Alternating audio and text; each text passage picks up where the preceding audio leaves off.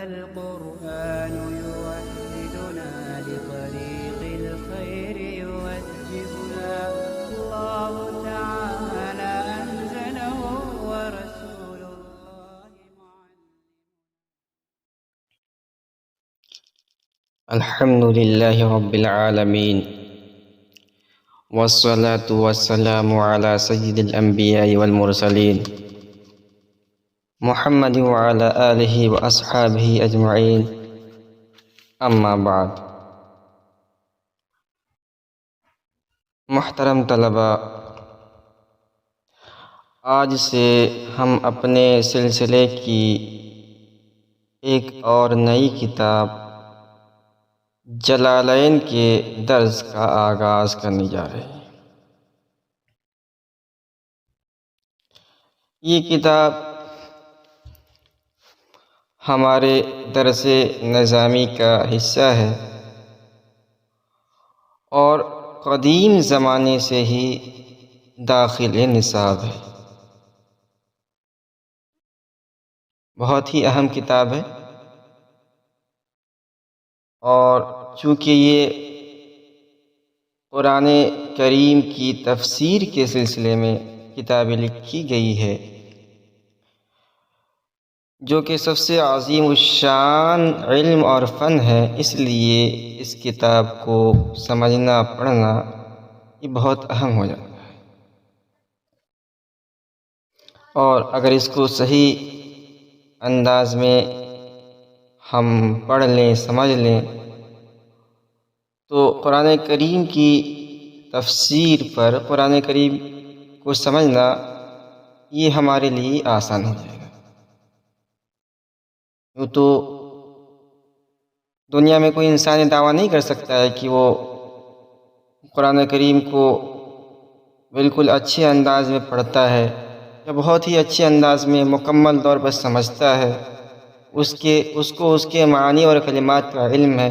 دنیا میں کوئی انسان دعویٰ نہیں کر سکتا، لیکن اگر آپ اس کتاب کو صحیح طور پر پڑھ لیں گے تو قرآن کریم کی تفسیر پر آپ کو یکگونا قدرت حاصل ہو جائے گی، اس لیے کہ اس کتاب ہی ایسے انوکھے انداز میں لکھی گئی ہے کہ یہ مبتدی طلباء کے لیے خاص طور پر بہت ہی مفید ہے۔ تو اس کتاب کو آپ کو محنت سے پڑھنا ہے، سمجھ کر پڑھنا ہے، اور پابندی سے اس کتاب کے درس میں حاضر رہنا ہے۔ اب جیسا کہ میرا طریقہ کار رہا ہے کہ کتاب کے شروع کرنے سے پہلے میں کتاب کے بارے میں چند باتیں بتلاتا ہوں، اور اس کے بعد باقاعدہ اس کتاب کا کتاب کا میں باقاعدہ آغاز بعد میں کرتا ہوں۔ پہلے طلباء کو چند بنیادی باتیں بتلاتا ہوں۔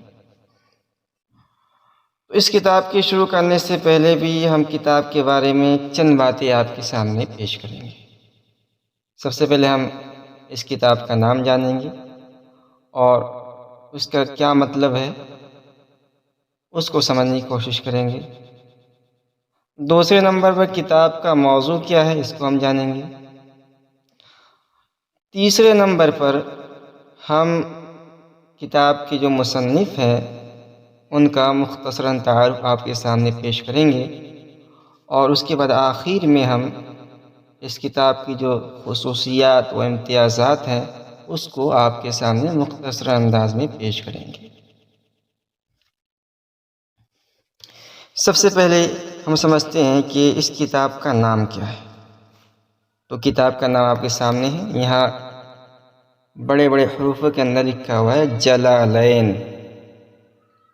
اور یہ لکھا ہوا کلام یہ اس کتاب کے نام کا حصہ نہیں ہے۔ یہ دراصل ناشرین نے لکھا ہے کہ ہم نے جو کتاب چھاپی ہے، یہ کتاب کو ہم نے بڑے سائز میں چھاپی ہے، چھوٹے سائز کے اندر ہم نے نہیں چھاپی ہے۔ تو اس کتاب کے بہت سارے نسخے ہیں۔ عالم عرب میں عام طور پر ہر قسم کے نسخے دستیاب ہوتے ہیں، جن میں ایک پاکٹ سائز کا جلالین بھی ہوتا ہے، اس کو آپ اپنے جیب میں لے کر گھوم سکتے ہیں، پڑھ سکتے ہیں۔ تو یہ کس کتاب کا نام ہے؟ جلالین، اور تفسیر جلالین بھی کہہ دیا جاتا ہے، اس لیے کہ اس کتاب کا جو موضوع ہے وہ تفسیر ہے، لیکن اس کتاب کا اصل نام ہے جلالین۔ اور اس کتاب کا یہ نام مطلب کیا مطلب ہے اس جلالین کا مطلب؟ تو دراصل اس کتاب کو 2 مصنفین نے لکھا ہے۔ اس کے مصنفین 2 ہیں، جن میں سے ہر ایک کا لقب جلال الدین تھا۔ تو ایک استاد تھے اور ایک شاگرد تھے۔ استاد نے اس کتاب کو لکھنا شروع کیا اور انہوں نے آغاز کیا اس کتاب کی تفسیر کا، شروع سے نہیں کیا، سورہ فاتحہ سے نہیں شروع کیا، بلکہ سورہ کہف سے شروع کیا اور لکھتے رہے یہاں تک کہ انہوں نے اس کو مکمل کر دیا۔ اس کے بعد انہوں نے ارادہ ظاہر کیا کہ بھائی میں اب اس کو شروع سے لکھوں، لیکن اس سے پہلے ہی اللہ رب العزت نے ان کو اپنے پاس بلا لیا اور ان کا انتقال ہو گیا، اور اس کتاب کی یعنی قرآن کریم کی مکمل تفسیر لکھنے سے رہ گئے۔ بعد میں ان کے شاگرد آئے، ان کا لقب جلال الدین، ان کا بھی لقب جلال الدین تھا، اور انہوں نے اس کتاب کو شروع سے یعنی سورہ بقرہ سے لے کے سورہ اسراء تک مکمل کیا، اور یوں ایک قرآن کریم کی تفسیر تیار ہو گئی۔ اب چونکہ لکھنے والے دونوں مصنفین کا نام جلال الدین، نام تو نہیں لقب جلال الدین تھا، اس لیے اس مناسبت سے اس کا نام جلالین رکھ دیا گیا۔ تو 2 مصنف ہیں، ایک کا استاد ہے اور دوسرے شاگرد ہیں۔ استاد کا لقب جلال الدین ہے اور وہ محلی کے نام سے مشہور ہے، پورا جلال الدین محلی کہا جاتا ہے، اور شاگرد ہیں ان کا بھی لقب جلال الدین ہے، اور وہ سیوط یا اسیوط مصر میں ایک محلے کا نام ہے، تو ان کی طرف نسبت کرتے ہوئے ان کو سیوطی کہا جاتا ہے۔ تو جلال الدین محلی اور جلال الدین سیوطی کی تصنیف ہے، اور اسی مناسبت سے اس کا نام جلالین ہے۔ تیسری چیز ہے کتاب کا موضوع۔ تو یہ کتاب علم تفسیر میں ہے، کتاب کا موضوع جو ہے تفسیر ہے، تفسیر قرآن کریم۔ یہ کتاب فن تفسیر کی ایک مختصر مگر جامع تفسیر ہے، اور اگر اس کو قرآن پاک کا عربی ترجمہ کہا جائے تو یہ بجا یعنی نامناسب نہ ہوگا، کہہ سکتے ہیں ہم اس کو۔ ایک تو ترجمہ ہوتا ہے جیسے ہمارے یہاں دستیاب ہے اردو زبان کے اندر، قرآن کریم کو اردو زبان میں ترجمہ کر دیا جاتا ہے، تو ہم اگر یہ کہیں کہ قرآن کریم کا عربی ترجمہ ہے عربی زبان کے اندر، قرآن کریم بھی عربی زبان کے اندر ہے اور یہ تفسیر بھی عربی زبان کے اندر ہے، تو یہ قرآن کریم کا عربی ترجمہ ہے تو یہ بھی بے جانا ہوگا، بالکل مناسب ہوگا۔ تو کتاب کا موضوع ہے تفسیر۔ تیسری چیز ہے صاحب کتاب کا مختصر تعارف۔ ہم نے جیسے بتایا کہ 2 مصنف ہیں اس کتاب کے۔ پہلے مصنف نے سورہ کہف سے لے کے سورہ ناس تک اس کتاب کی تفسیر کی، اور ان کا لقب جلال الدین محلی کے نام سے مشہور تھے۔ سب سے پہلے ان کے بارے میں مختصراً جان لیتے ہیں۔ تو ان کا نام تھا، جلال الدین محلی کا نام تھا محمد، اور والد کا نام احمد تھا، تو محمد ابن احمد تھے، اور ان کا لقب جلال الدین تھا۔ ماہ شوال سن 791 ہجری میں یہ مصر کی دارالسلطنت قاہرہ میں پیدا ہوئے، اور آپ کی ابتدائی تعلیم اپنے وطن کے اساتذہ سے آپ نے اپنی ابتدائی تعلیم حاصل کی۔ اس کے بعد بڑے بڑے اساتین علم سے انہوں نے علوم عالیہ کی تحصیل کو مکمل کیا، جن میں علامہ بلقینی، ولی عراقی، ناصر الدین انس مصری، علامہ شمس بساطی وغیرہ شامل ہیں۔ 15 رمضان المبارک سن 864 ہجری میں آپ کی وفات ہوئی۔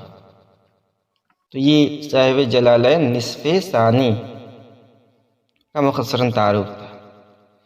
صاحب جلالین نصف اول، ان کا مختصراً تعارف آپ کے سامنے پیش ہے۔ ان کا نام تھا عبد الرحمن، اور سلسلہ سب یوں تھا: عبد الرحمن ابن ابو بکر محمد کمال الدین،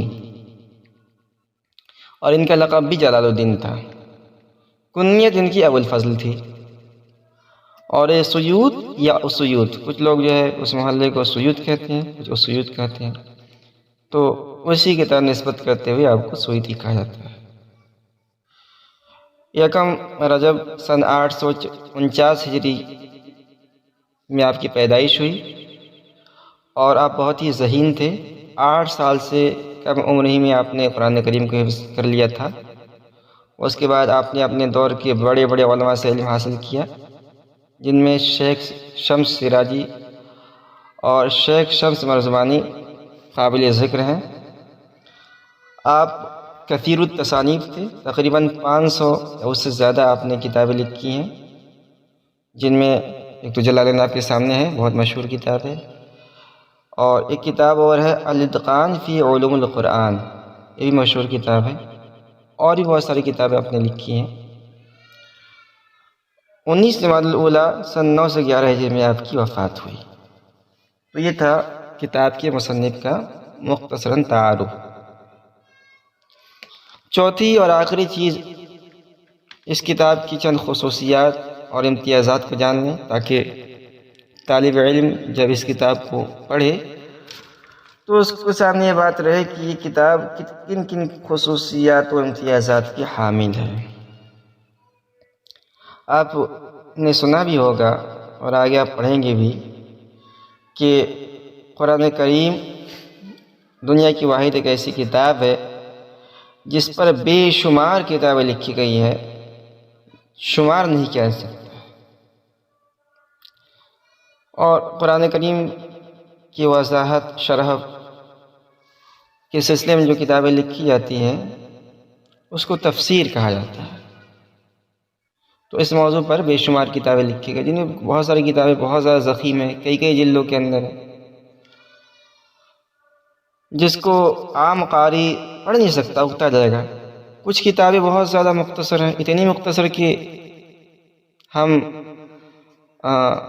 کلام ربانی کے مراد کو سمجھ بھی نہیں پائیں گے، اجمال بہت زیادہ ہے، عام آدمی نہیں سمجھ پائے گا۔ اور کچھ کتاب متوسط ہیں، اور کچھ کتابیں ایسی ہیں جو مختصر ہیں مگر جامع و شامل ہیں، ان میں ہماری کتاب بھی ہے۔ تو اس کتاب کا جو پیش لفظ ہے آگے آ رہا ہے، علامہ جلال الدین سیوطی رحمۃ اللہ علیہ نے پیش لفظ لکھی ہے، اس میں انہوں نے اس کتاب کی اپنی کتاب کی چند خصوصیات شمار کرائی ہیں۔ ان میں سے پہلی خصوصیت یہ ہے کہ اس میں وہ ایسی چیزوں کو ذکر کریں گے جن سے کلام الہی کو سمجھنے میں مدد ملے۔ اس کے بعد اس کے اندر ضروری اعراب اور مختلف مشہور روایات پر لطیف طریقے سے اور مختصر عبارات کے ساتھ تنبیہ بھی کریں گے۔